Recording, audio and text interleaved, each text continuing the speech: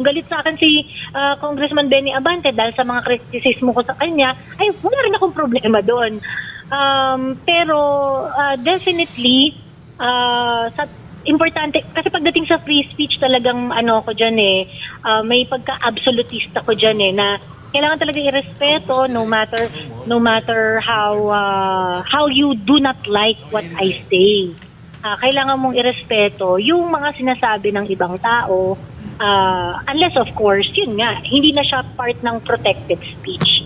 Hindi na siya part ng but ang importante, kaya nga sabi ko, ang dapat na hindi mawawala ay yung kasiguraduhan na pag in-exercise mo ang free speech mo, alam mo ang hindi protected speech. Kasi pagka kabisado mo ang mga bagay na part ng protected speech, ay kaya mo itong ilaban hanggang dulo. Ganon.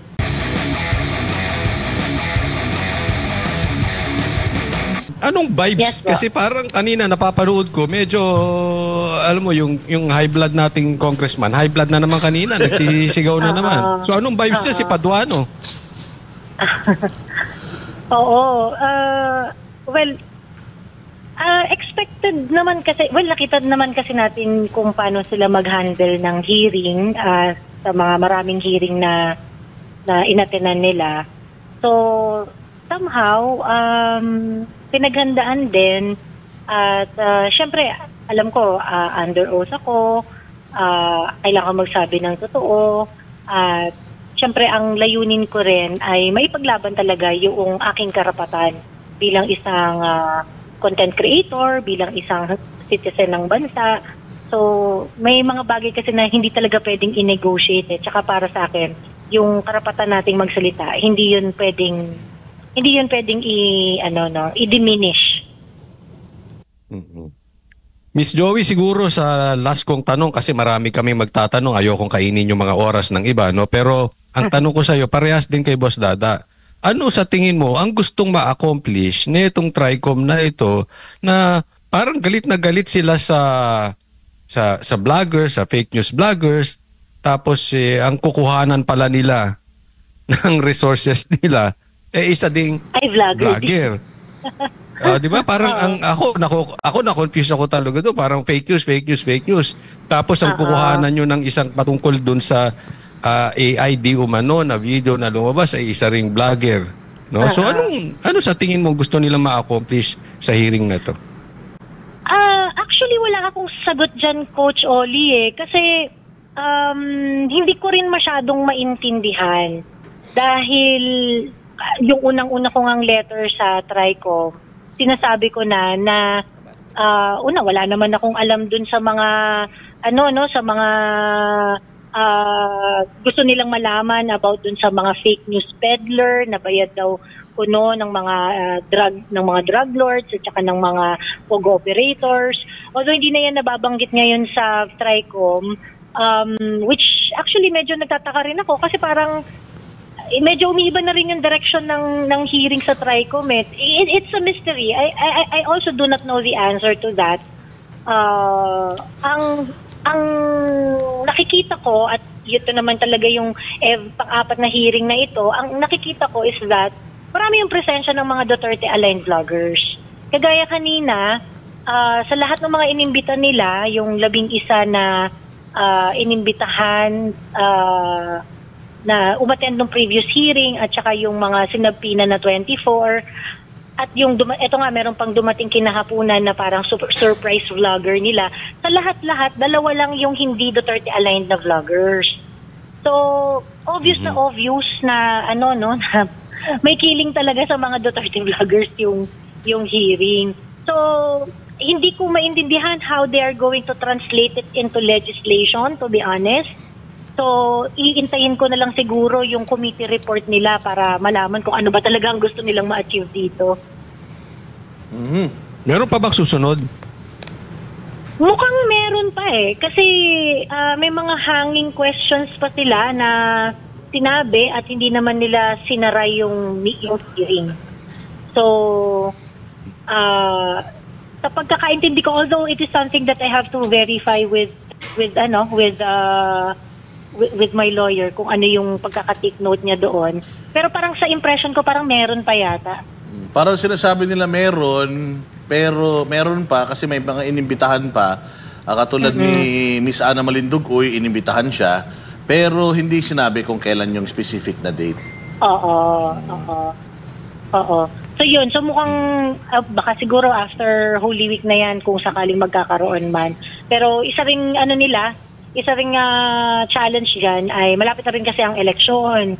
So I'm very sure matcha-challenge din sila matcha-challenge din sila na ma-schedule yung susunod na hearing. RJ, meron kang tanong kay Miss Joey. Miss Joey, si paring RJ po ito. Sa tingin mo Hello. ba, kumukuha lang sila ng kakampi sa mga, especially si Congressman Abante ng kakampi sa mga vlogger? Ano sa palagay mo? Ay, hindi ko alam kung ano ang gusto niyang mangyari, pero I don't think kung ang intention ay kumuha ng kakampi, I don't think that should be the way to get an allied vlogger, kasi nakita naman natin yung nangyari last time, pagkatapos yung nangyari rin ngayon na may ano kasi may kumbaga may mga tanong na ako kailangan ko talagang linawin at kailangan ko talagang i-assert na may mga words na nailalagay sa bibig ko na hindi hindi ko naman nasabi ganon. So I don't think yun yung tamang pamamaraan para makakuha ng kakampi. Konektado, Joey, konektado dun sa tanong ni paring RJ. Kasi kanina, mayroon kang paliwanag and then ko-correct ni Congressman Abante yung paliwanag mo, tapos kukuha siya sa mga vloggers na nandoon kung ano yung opinion nila. Sa tingin nyo ba, tama ba yung opinion ni Miss Joey? Anong sa tingin mo yung tactic na ginagawa na gano'n ni Congressman Abante? Kasi sa totoo lang, isa lang naman nung nag-decide ako na attend ako ng hearing ng TRICOM, ito lang ang guiding light ko, Sir RJ. Sabi ko nga, I just really need to believe doon sa pinaglalaban ko. I just need to be consistent and true to my advocacy. So yung mga hindi ko ina-expect or wala akong iniisip na kung kunwari tatanungin sila kakampihan ba ako o hindi, ganyan. Kasi una sa lahat, hindi rin naman ako naghahanap ng kakampi. Yung answer ko, tingin ko ito ay makakatayo naman base sa sarili kong salita, sa sarili kong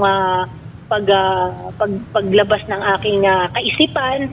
Ngayon, yung pagsulisit ni Kong Abante ng sagot mula sa ibang mga vlogger, awa ng Diyos naman, marami sa kanila nakikita nila yung kahalagahan ng mga punto na sinabi ko tungkol dito sa karapatan nating sa karapatan nating para sa malayang pamamahayag. Kaya somehow nakabuti kasi nag-align si Ilay San Fernando, klaro rin siya at talagang very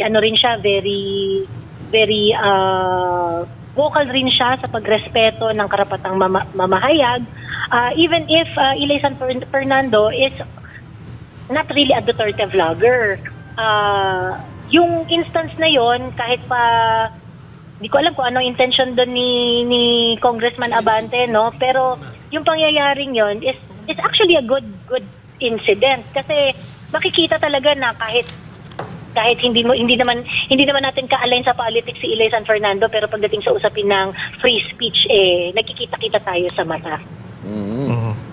Pero bago ko ibigay kay RJ ulit, kasama ba sa strategy mo na mukha kang principal ngayong araw na to? Oo nga, no? Mukha kang principal Hindi kaya natakot si Abante dahil mukha kang namamalong teacher? Hindi naman although syempre kailangan maging presentable at nirerespeto naman natin ang House of Representatives bilang institution kasi syempre marami nang lumakad diyan na mga statesmen mga nauna sa atin at may mga nagawang mabuti para sa bansa. So as an institution, kailangan respetuhin at kailangan syempre medyo magdamit naman ng kagalang-galang. Respect sa susunod, magti-turtleneck. Magti-turtleneck din sana ako kanina eh. Kaya lang baka magmukha akong roll-on. Kaya sabi ko, di na ako With magti-turtleneck. dangling. Oo. At hindi RJ, diretso. May tanong lang ako, ma'am. Kasi napansin ko kanina doon sa merong part na to na parang pinipilit ka niyang mag-sorry. Anong masasabi mo doon? Na humingi ka ng patawad sa akin kung ano talaga. Naalala mo yung part na yun? Oo, pero I think naiintindihan rin niya at nakita niya na hindi ako maaaring mag-apologize sa isang bagay na karapatan ko naman. So,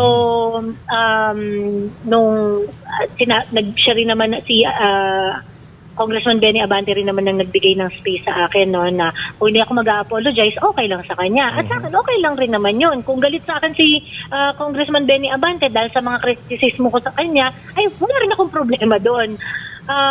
Pero definitely, importante, kasi pagdating sa free speech talagang ko dyan may pagka-absolutista ko dyan na kailangan talaga irespeto no matter how you do not like what I say. Kailangan mong irespeto yung mga sinasabi ng ibang tao unless of course, yun nga, hindi na siya part ng protected speech. Hindi na siya part ng but you know, ang importante, kaya nga sabi ko ang dapat na hindi mawawala ay yung kasiguraduhan, pag in-exercise mo ang free speech mo, alam mo ang hindi protected speech. Kasi pagka kabisado mo ang mga bagay na part ng protected speech, ay kaya mo itong ilaban hanggang dulo. Ganon. So, importante na alam rin natin yun. Lalo na ng mga ibang mga vloggers din na nakikinig, na gumagawa ng content. Ito kasi yung mga bagay na napaka-importante sa pamamagitan ng pagdating sa usapin ng malayang pamamahayag. Dapat alam natin kung ano yung protected speech at ano yung hindi protected speech. Pag protected speech, ayan, syempre pagka ganyan, ilalaban natin ang patayan yan. And that is something that I should never be asked to apologize for. Hindi ko kayang i-negotiate yung aking karapatan sa malayang pamamahayag, sir. Jay. So, eto nga, Miss Joey, Jay Guevara nga pala. Kasi, alam nyo, kadalasan... Future ex-boyfriend mo. Future ex-boyfriend. Hindi, talagang kanina, talagang nanood talaga ako at nakinig. At yun nga, hindi talaga naiiwasan na minsan pumapalpak talaga ang Congress. Kasi may nabanggit doon si... Benny Abante na you're not important to me, sabi niya. So parang medyo hindi ako makapaniwala kasi public servant representative siya. Representative siya. So parang hindi ata kaaya-aya na sabihin niya yun. Well, tama ka naman dyan. Agree naman ako sa'yo dyan, Sir Jay, no? Pero, kasi nandun siya sa kabilang bakod. Andun siya sa pwesto ng kapangyarihan at nandun tayo sa kabilang bakod naman. So, syempre, hindi talaga tayo maka-agree doon, ano? Kasi sa totoo lang, the mere fact na pinatawag kami sa hearing, pinaglaanan kami ng atensyon ng Tri-Committee. Ibig sabihin nun, meron silang nakikitang importansya sa amin. In fact, yun nga ang nakalagay dun sa aming mga invitasyon na kailangan nila ang testimonya namin para makapag-craft sila ng batas. So, medyo ironic lang na sasabihin ni Kong Benny Abante na hindi ako importante. Pero sa totoo lang, maliit na bagay yun for me. Hindi yun, kumbaga parang hindi siya issue. Hindi siya issue para sa akin, no, yung mga ganong klaseng statement.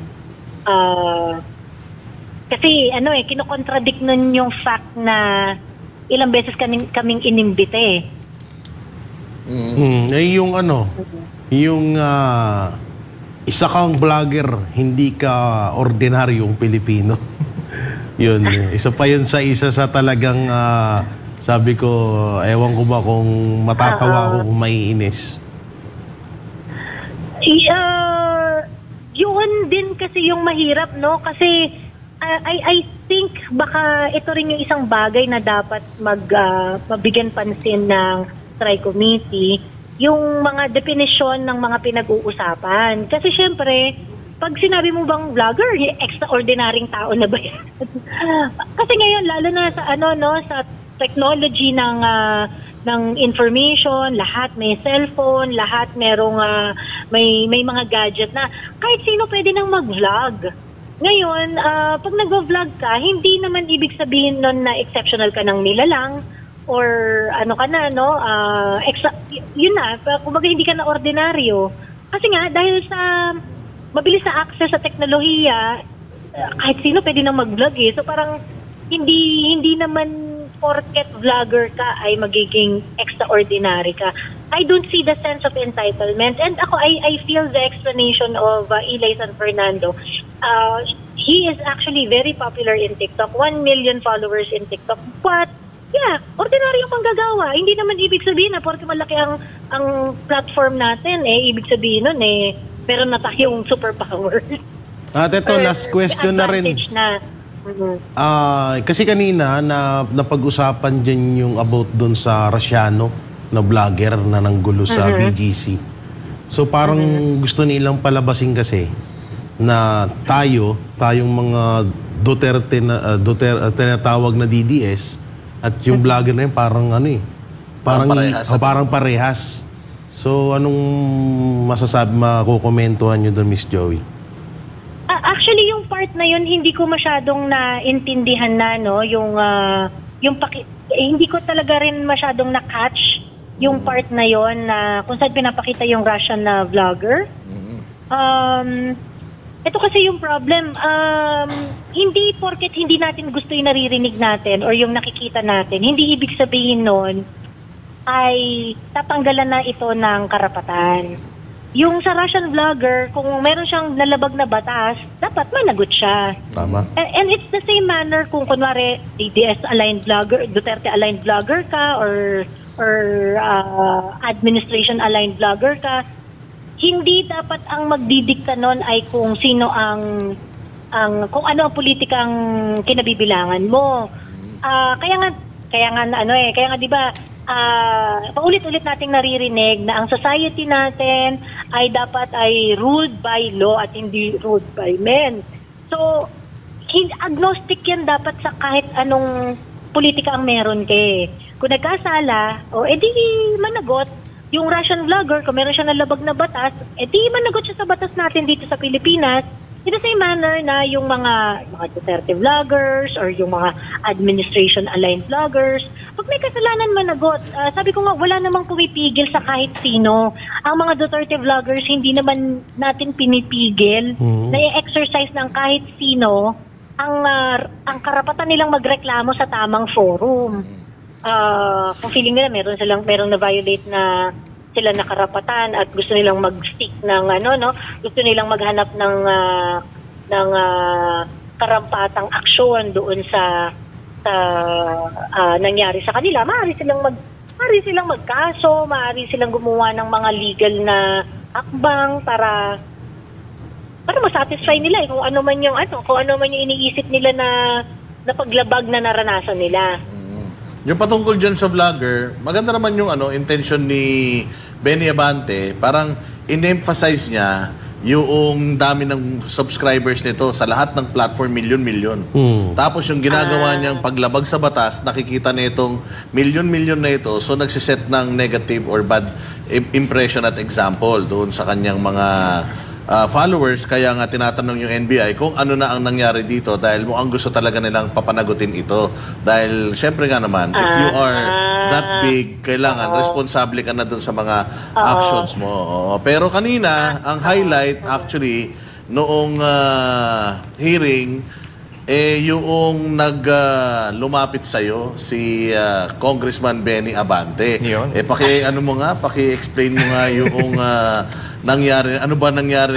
Kilig ba yan? Cringe ba yan? Ano ba yung naramdaman nyo? Well, ang kagandahan lang kasi sa nangyari, no, dahil nga na-establish at the onset na hindi naman kami personal na magkakilala ni Congressman Benny Abante. Siya ay ginagawa niya yung sa tingin niyang tama para sa trabaho niya. At ako naman ay ginagawa ko ang sa tingin ko ay tama para sa bayan ko.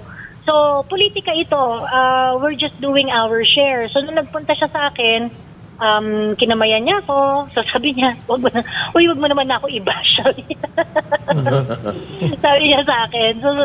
So, yun lang. Sabi ko naman, I extend my hand, acknowledging na this is not a personal thing, no? Ito nga ang kagandahan ng demokrasya eh. Nagbabanggaan tayo ng ideas na dapat hindi tayo natatakot. So, and I want the Philippines to stay that way. Na kapag meron tayong gusto sabihin, hindi tayo dapat natatakot. Hindi tayo natatakot na ikukulong, iko-contempt, or kung ano pa man. Yun ang Pilipinas na gusto ko. May mga tanong pa ba kayo, mga partner? Kay Miss Joey? Coach Oli? Ako, Boss Dada. Actually, ang tanong ko pareha sa inyong dalawa ni Miss Joey, Boss Dada. No? Nakita nyo naman dun siguro yung isang parang pinabili ng suka, si Franz Castro. Ay, ang galing no, doon. ano masasabi nyo, Ang komentaryo galing. nyo sa... Kasi iba yung pag nakikita mo yan, personal nyo doon, komentaryo. Munti ko na inabutan ng baso Coach Oli. Nung naglalakad, akala ko talaga yung Pero in fairness, nag-effort talaga siya na kausapin ng Ingles yung AFAM na yung AFAM. Yung Meta. Yung taga Facebook. Talaga naman nag-try siya. Naging parang katatawanan lang, Coach Oli. Kasi siyempre, alam natin na siya si Teacher Franz, di ba? So, siyempre, na-expect natin, teacher, si Joey nga Alam mo, kanina, natuwa ako nung pinagkamalan si Joey abogado. Sa galing niya, tinanong siya kung abogado ka ba? Tinanong siya kung abogado siya. So, the manner that si Joey is carrying herself at sa nasagot yung mga critical na mga tanong sa kanya, napagkamalan siyang abogado. Hindi ko lang alam kung sa narinig mo kanina, Coach Oli, sa tingin mo, teacher ba talaga siya? Oo, yun ang tanong. Binalik ko lang sa'yo. Actually, kaya ako kayo tinatanong kasi baka magkakaiba tayo ng obserbasyon. Pero Joey, ano ang obserbasyon mo nun? Bago ka makontempt. Well, yung kay Franz Castro, parang buti na lang naitawid. Diba? Para magkaintindihan rin sila sa dulo. Yun ang importante. Basta importante doon, bumalik na yung account niya, Coach Oli. Bumalik na. Kasi yun talaga ang concern niya. Why is my account? It's not their account. Ganun. Tapos, why I'm holding a gun. I'm not holding a gun. Like that. Ang tindi, ano? Pero, Miss Joey, alam ko naman na kailangan mong magpahinga dahil maghapon tayo nandiyan dyan. Hingi na lang kami ng final message mo sa mga vloggers at sa mga bashers mo, troll mo, at sa lahat ng mga taga-congress na din. Sige, magbigay ka na yung mensahe. Isa lang yung mensahe ko sa lahat sa mga kapwa ko vloggers, political content creator. Siguro sa lahat ng content creator across social media, mga political content creator, yung pinakakaiba yung sitwasyon. Kasi unang-una, hindi naman limpak-limpak na pagdating sa hindi ka kikita ng limpak talaga na salapi ng salapi sa pagko-content about politics. Ayan. Of course, syempre, unless kung banatero ka. MJ, unless kasi Jay Guevara ka. Okay, diretso. Sige. Ayan. Napakahirap na ma-achieve yung kumbaga parang pag ikaw ay political content creator, may puhunan ka talaga na prinsipyo, pagmamahal sa bayan, talino, at critical na pag-iisip. Of course, syempre, dahil merong mga monetization program ang mga social media accounts, kasama yan sa endeavors ng mga vloggers. Ang masasabi ko lang is that para sa mga political content creator, para hindi tayo mawala doon sa ating direksyon, sa ating ginagawa, lagi natin isipin na ang totoong pagmamahal sa bayan, ang totoong pagmamahal sa kapwa Pilipino, pag yan ang sinundan mo, hindi ka mawawala. Ayun, Joey, sana lang. Meron kaming kilala na sumikat, Coach Oli, sa isang Senate inquiry dahil sa kanyang galing na ngayon, salot na ng lipunan. Sana naman hindi ka maging ganun, Joey, ha? Kasi nakikita natin. No, kilala mo naman siguro kung sino sinasabi natin, ano? Oo, di ba? Oo. Again, thank you very much, Miss Salamat. Joey Cruz, sa iyong pagtatanggol at pagre-represent sa sa mga vloggers. Alam mo, dapat ikaw tumakbong senador. May tumatakbong senador na representante daw ng mga vlogger, wala man silbi sa buhay yun. Oo nga. No, dapat ikaw na lang, Miss Joey, ha? Paki-consider yan, okay? Thank you very much, Miss Joey. Grabe sila. And more power sa iyo at sa iyong channel. God bless. Maraming salamat. Maraming salamat. Magandang gabi sa inyong lahat.